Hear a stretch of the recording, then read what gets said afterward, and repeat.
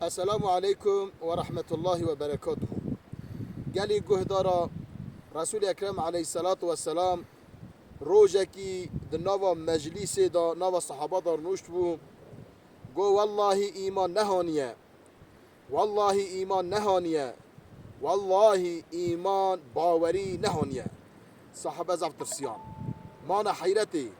رابون صحابة قو يا رسول الله قو أو كي إيمان نهانية گو او انسان رسول اکرم جواب آیده علیه الصلاة والسلام گو او انسان جیناری وی حوالی وی ایر جوی امین نبه ج امیتا وی نه او مرو ایمان نهانیه ایر جیناری وی بیجه والا انسان زراره کی بدمه زراره وی برتسه اوی موری ایمان نهانیه گلی گوه دارا حقوق جینارتی زم مزنه حتى پیغمبر علیه الصلاة والسلام امر دکه دبیجه مئسا دید مزنگ تیر خدای تعالی بیجه جینار وارث جینارانه یعنی جینار دمال جینار دا یه تشتکی بخوازه حقه کی بده دا دو وراست دا دو فرائض دا بروی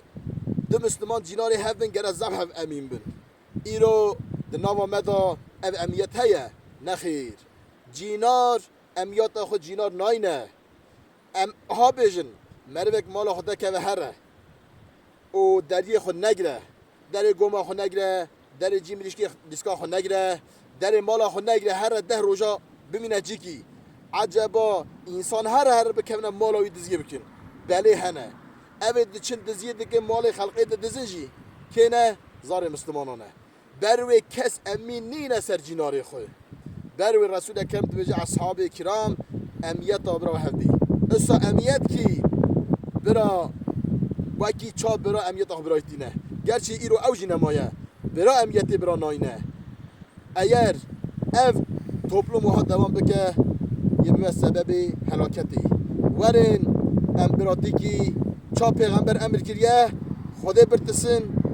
دستی خواه نگی خواه دوی خواه چاوی خواه نویش نمالا جیناری خواه خدای تعالی اخلاق خوش اخلاق امیت نصیب محمیا بکه از و حمیا امانت خودی دکن